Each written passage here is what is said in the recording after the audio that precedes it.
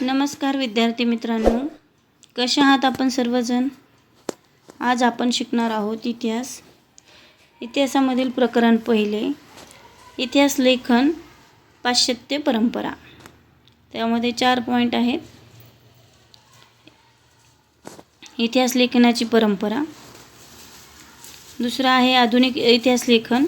तिसरा आहे युरोपमधील वैज्ञानिक दृष्टिकोनाचा विकास आणि इतिहास लेखन. आणि चौथा आहे महत्त्वाचे विचारवंत.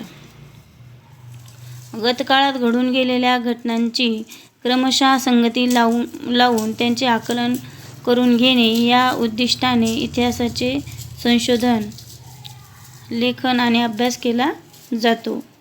ही एक अखंडितपणे चालणारी प्रक्रिया असते. वैज्ञानिक ज्ञानशाखांमध्ये उपलब्ध ज्ञानाची सत्यता पडताळून पाहण्यासाठी प्रायोगिक पद्धती आणि प्रत्यक्ष निरीक्षण याचा अवलंब केला जातो. या पद्धतीच्या आधारे विविध घटनांच्या संदर्भातील सार्वकालिक आणि सार्वत्रिक नियम मांडते आणि ते नियम पुन्हा पुन्हा सिद्ध करता येणे शक्य असते.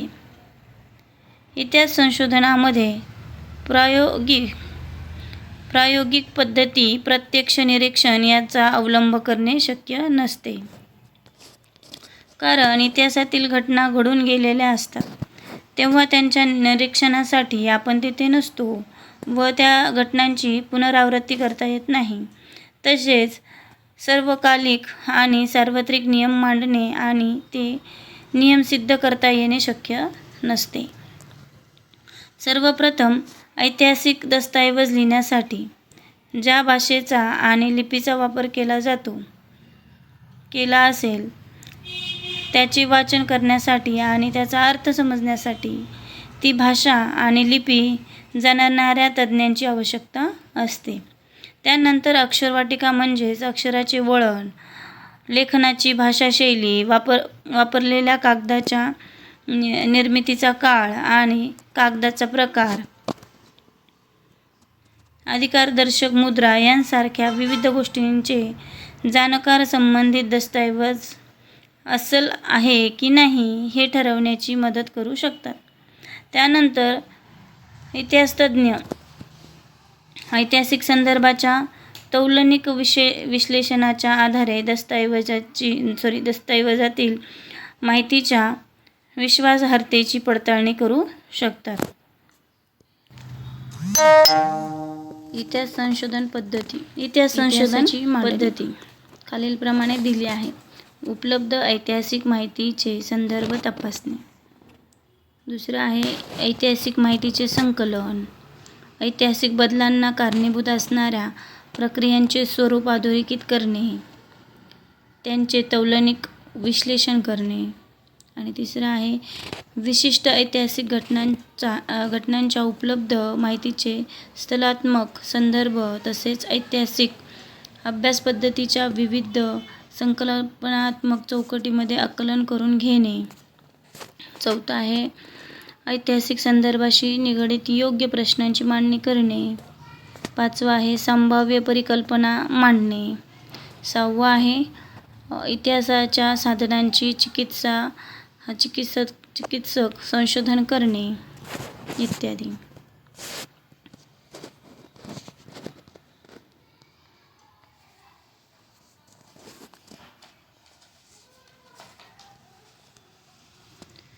इतिहास संशोधनास सहाय्यभूत होणाऱ्या विविध ज्ञानशाखा व संस्था आहेत. उदाहरणार्थ पुरातत्व, अभिलेखागार, हस्तलिखितांचा अभ्यास, पुराभिलेख, अक्षरवाटिकाशास्त्र, भाषारचनाशास्त्र, नाणकशास्त्र, वंशावळीचा अभ्यास इत्यादी. 1.1 इतिहासाची परंपरा. इतिहासात उपलब्ध पुराव्यांचे चिकित्सापूर्वक संशोधन करून भूतकाळात घडून गेलेल्या घटनांची मांडणी कशी केली जाते हे आपण पाहिले. अशी मांडणी करण्याच्या लेखन पद्धतीला इतिहास लेखन असे म्हणतात. अशा प्रकारे इतिहासाची चिकित्सापूर्वक मांडणी करणाऱ्या संशोधकाला इतिहासकार असे म्हटले जाते. अर्थातच इतिहासाची मांडणी करताना भूतकाळात घडून गेलेल्या प्रत्येक घटनेची नोंद घेणे आणि तिचे ज्ञान करून देणे इतिहासकाराला शक्य नसते. इतिहासाची मांडणी करताना इतिहासकार भूतकाळातल्या कोणत्या घटनांची निवड करतो हे त्याला वाचकापर्यंत काय पोहोचवायचे आहे त्यावर अवलंबून असते. निवडलेल्या घटना आणि त्यांची मांडणी करताना अवलंबलेला वैचारिक दृष्टिकोन या गोष्टी इतिहासकाराच्या लेखनाची शैली निश्चित करतात.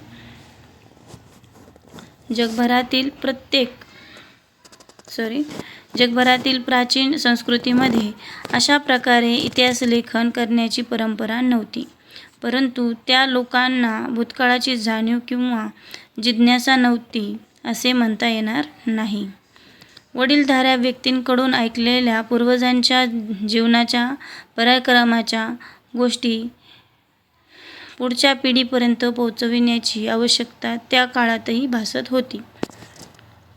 गुहा-चित्रांद्वारे स्मृतीचे जतन, कहाण्यांचे कथन, गीत आणि पोवाड्यांचे गायन यांसारख्या परंपरा जगभरातील संस्कृतीमध्ये अतिप्राचीन काळापासून अस्तित्वात होत्या. आधुनिक इतिहासलेखनात त्या परंपरांचा साधनांच्या स्वरूपात उपयोग केला जातो.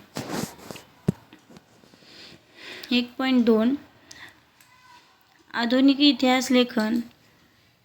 इतिहासलेखनाच्या पद्धती 4 प्रमुख वैशिष्ट्ये सांगितली आहेत. पहिलं आहे, ही पद्धती शास्त्रशुद्ध आहे. तिची सुरुवात योग्य प्रश्नांची मांडणी करण्यापासून होते. दुसरं आहे, हे प्रश्न मानवकेंद्रित असतात, म्हणजेच ते भूतकाळातील विविध मानवी समाजाच्या सदस्यांनी विशिष्ट कालावधीत केलेल्या आकृतीसंबंधी असतात.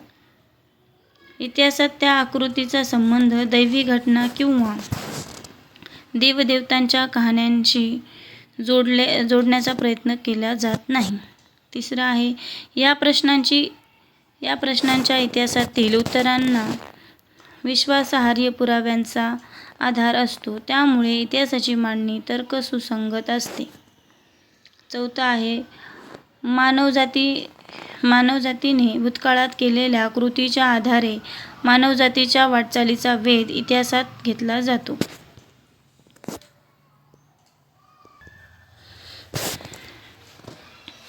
वरील वैशिष्ट्यांनी युक्त असलेल्या आधुनिक इतिहासलेखनाच्या परंपरेची बीजे प्राचीन ग्रीक इतिहासकाराच्या लेखनात आढळतात असे मानले जाते. हिस्ट्रीज हा शब्द ग्रीक भाषेतील आहे. इसवी सन पूर्व 5व्या शतकात होऊन गेलेल्या हेरोडोटस या ग्रीक इतिहासकाराने तो प्रथम त्याच्या द हिस्ट्रीज या ग्रंथाच्या शीर्षकाला वापरला.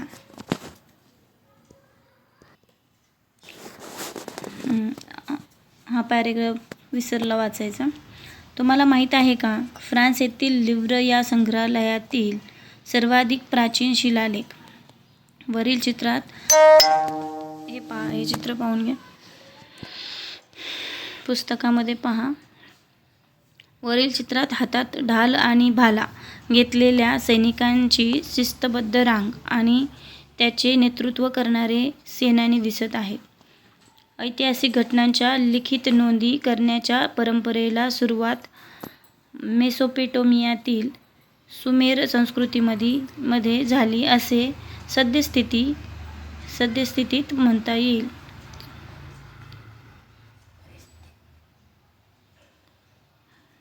सुमेर साम्राज्यात होऊन गेलेले राजे, त्यांच्यामधील संघर्षाच्या कहाण्या,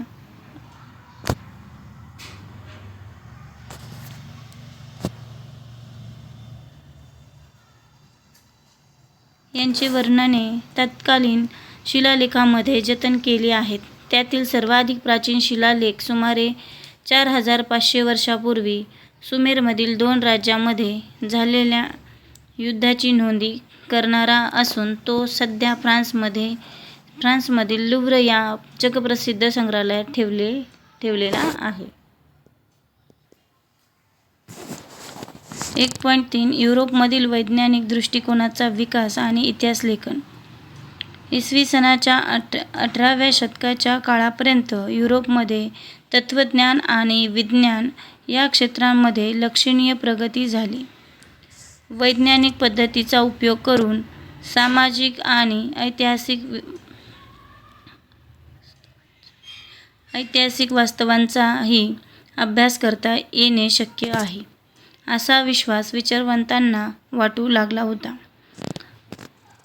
पुढील काळात युरोप अमेरिकेमध्ये इतिहास आणि इतिहासलेखन या विषयांसंबंधी खूप विचारमंथन झाले. इतिहासलेखनामध्ये वस्तुनिष्ठतेला महत्त्व येत गेले. 18व्या शतकाच्या आधी युरोपमधील विद्यापीठांमध्ये सर्वत्र ईश्वरविषयक चर्चा आणि तत्संबंधीचे तत्त्वज्ञान या विषयांनाच अधिक महत्त्व दिले गेले होते. परंतु हे चित्र हळूहळू बदलू लागले.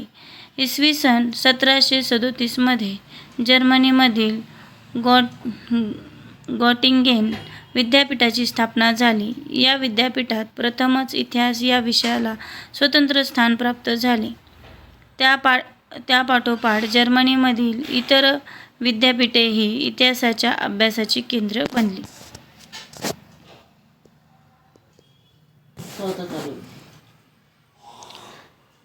1.4 महत्त्वाचे विचारवंत. इतिहासलेखनाचे शास्त्र विकसित होण्यात अनेक विचारवंतांचा हातभार लागला. त्यातील काही महत्त्वाच्या विचारवंतांची माहिती घेऊया. रेने देकार्त 1596 ते 1650. इतिहासलेखनासाठी वापरल्या जाणाऱ्या ऐतिहासिक साधनांची, विशेषतः कागदपत्रांची विश्वासार्हता तपासून घेणे आवश्यक आहे, असे मत आग्रहाने मांडले जात होते. त्यामध्ये रेने देकार्त हा फ्रेंच तत्त्वज्ञ अग्रभागी होता. त्याने लिहिलेल्या डिस्कोर्स ऑन द मेथड या ग्रंथातील एक नियम शास्त्रशुद्ध संशोधनाच्या दृष्टीने फारच महत्त्वाचा मानला जातो. एखादी गोष्ट सत्य आहे असे निःसंशयरित्या प्रस्थापित होत नाही, तोपर्यंत तिचा स्वीकार कदापि करू नये हा तो नियम होय. वोल्टियर 1694 ते 1778. वोल्टियरचे मूळ नाव फ्रान्सवा मरी अरुये असे होते. वोल्टियर या फ्रेंच तत्त्वज्ञाने इतिहासलेखनासाठी केवळ वस्तुनिष्ठ सत्य आणि घटनांचा कालक्रम एवढ्यावरच लक्ष केंद्रित न करता तत्कालीन समाजाच्या परंपरा, व्यापार, आर्थिक व्यवस्था, शेती इत्यादी गोष्टींचा विचार करणे आवश्यक आहे, हा विचार मांडला. त्यामुळे इतिहासाची मांडणी करताना मानवी जीवनाचा सर्वांगीण विचार व्हायला हवा, हा विचार पुढे आला. त्या दृष्टीने वोल्टियर आधुनिक इतिहासाचा जनक होता, असे म्हणता येईल. जॉर्ज विल्यम फ्रेडरिक हेगेल 1770 ते 1831 या जर्मन तत्त्वज्ञाने ऐतिहासिक वास्तव्य तर्कशुद्ध पद्धतीने मांडले गेले पाहिजे यावर भर दिला.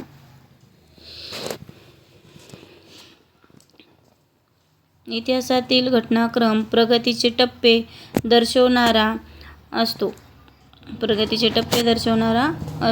त्याचबरोबर इतिहासाची मांडणी इतिहासकाराला वेळोवेळी उपलब्ध होत असलेल्या पुराव्यानुसार बदलत जाणे स्वाभाविक असते.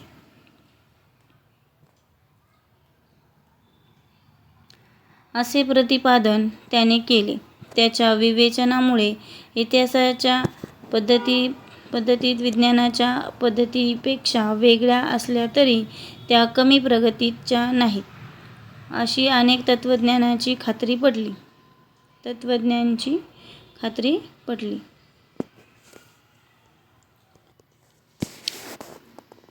अशा तत्त्वज्ञानाची खात्री पटली.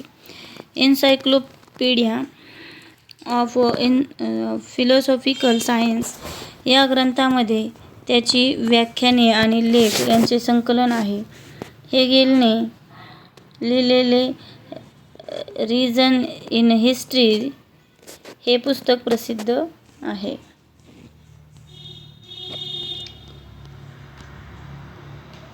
जाणून घ्या. हेगेलच्या मते कोणत्याही घटनेचा अर्थ लावण्यासाठी तिची वर्गवारी दोन विरोधी प्रकारात करावी लागते. त्याशिवाय मानवी मनाला त्या घटनेचे आकलन होत नाही. उदाहरणार्थ, खरे खोटे, चांगले वाईट या पद्धतीला द्वंद्ववाद,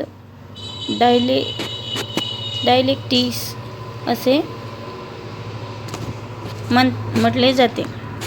या पद्धतीत प्रथम एक सिद्धांत मांडला जातो.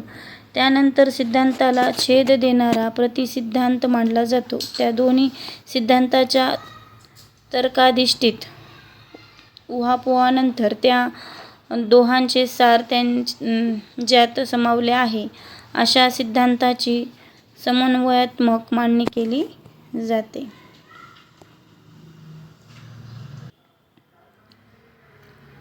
लिओपोल्ड व्हॉन रांके 1795 ते 1886 19व्या शतकातील इतिहास लेखनाच्या पद्धतीवर प्रामुख्याने बर्लिन विद्यापीठातील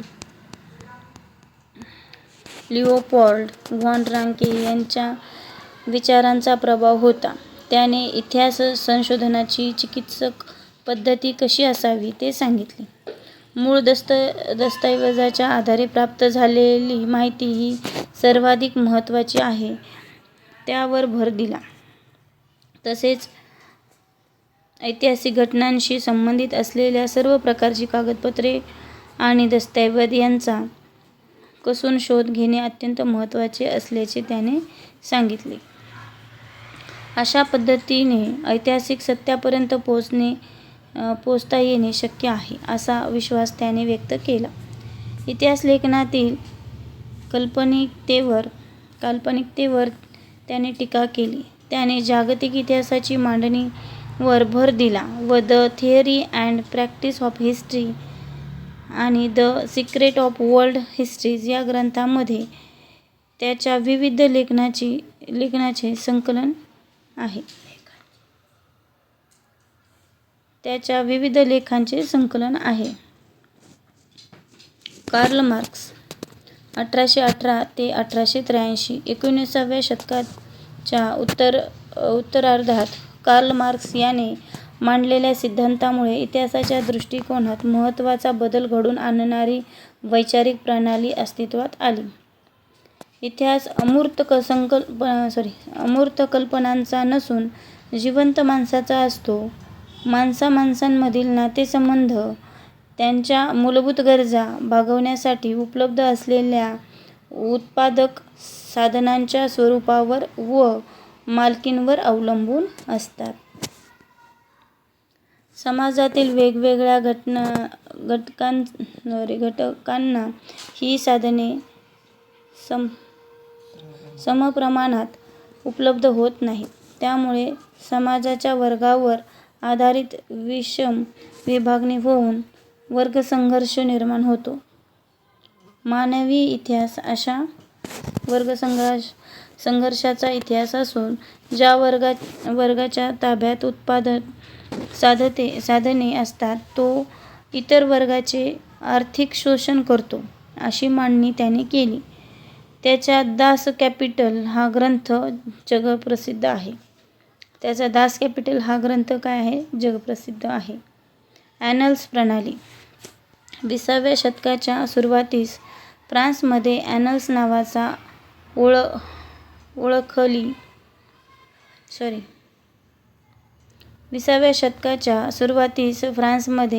नावाने ओळखली जाणारी इतिहास लेखनाची प्रणाली उदयास आली. ॲनल्स प्रणालीमुळे इतिहास लेखनाला एक वेगळीच दिशा मिळाली. इतिहासाचा अभ्यास फक्त राजकीय घडामोडी, राजे, महान नेते आणि त्या अनुषंगाने राजकारण, मुद्देसूदगिरी, युद्धे यांच्यावर केंद्रित न करता तत्कालीन हवामान, स्थानिक लोक, शेती, व्यापार, तंत्रज्ञान, दळणवळण, संपर्काची साधने, सामाजिक विभागणी आणि समूहाची मानसिकता यांसारख्या विषयांचा अभ्यास करणेही महत्त्वाचे मानले जाऊ लागले. ॲनल्स प्रणाली सुरू करण्याचे आणि तिचा विकास करण्याचे श्रेय फ्रेंच इतिहासकारांना दिले जाते. स्त्रीवादी इतिहास. स्त्रीवादी इतिहासलेखन म्हणजे स्त्रियांच्या दृष्टिकोनातून केलेली इतिहासाची पुनर्रचना. सीमा द बोवा या फ्रेंच विदुषीने स्त्रीवादीची मूलभूत भूमिका सिद्ध केली. स्त्रीवादी इतिहासलेखनामध्ये स्त्रियांचा अंतर्भाव करण्याबरोबर इतिहासलेखनाच्या क्षेत्रातील पुरुषप्रधान दृष्टिकोनाचा पुनर्विचार करण्यावर भर दिला गेला. त्यानंतर स्त्रियांच्या आयुष्याशी निगडित नोकरी, रोजगार, ट्रेड युनियन, त्यांच्यासाठी काम करणाऱ्या संस्था, स्त्रियांचे कौटुंबिक आयुष्य यांसारख्या विविध पैलूंचा विचार करणारे संशोधन सुरू झाले. 1990 नंतर स्त्री हा एक स्वतंत्र सामाजिक वर्ग मानून इतिहास लिखाणावर भर दिला गेलेला दिसतो. मायकेल फुको 1926 ते 1984. 20व्या शतकातील फ्रेंच इतिहासकार मायकेल फुको यांच्या लेखनातून इतिहास लेखनाची एक नवी संकल्पना पुढे आली. त्याच्या आर्किओलॉजी ऑफ नॉलेज या ग्रंथामध्ये त्याने इतिहासाची कालक्रमाने अखंड मांडणी करण्याची पद्धत चुकीची आहे असे प्रतिपादन केले.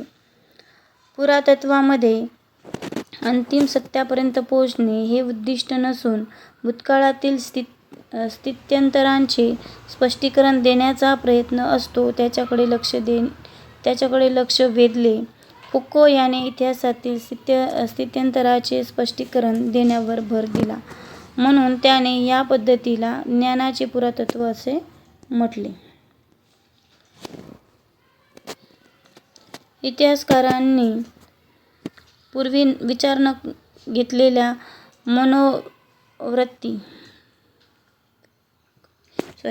मनोविकृती, वैदिकशास्त्र, तुरुंग व्यवस्था यांच्यासारख्या विषयांचा त्याने इतिहासाच्या दृष्टीने विचार केला. आधुनिक इतिहासलेखनाची व्याप्ती अशा रीतीने सतत विस्तारत गेली. साहित्य, स्थापत्य, शिल्पकला, चित्रकला, संगीतकला, नृत्यकला, नाट्यकला, चित्रपटनिर्मिती, दूरदर्शन यांसारख्या विविध विषयांचे स्वतंत्र इतिहास लिहिले जाऊ लागले. इथेच आपला प्रकरण संपले आहे. आता पुढील दिलेल्या प्रश्न स्वाध्याय व्यवस्थित सोडा आणि काही अडचण आल्यास कमेंट करून सांगा. आणि बेस्ट ऑफ लक तुमच्या जर्नीसाठी. थँक्यू. व्हिडिओ आवडला असेल तर सबस्क्राईब करा, लाईक करा, कमेंट करा.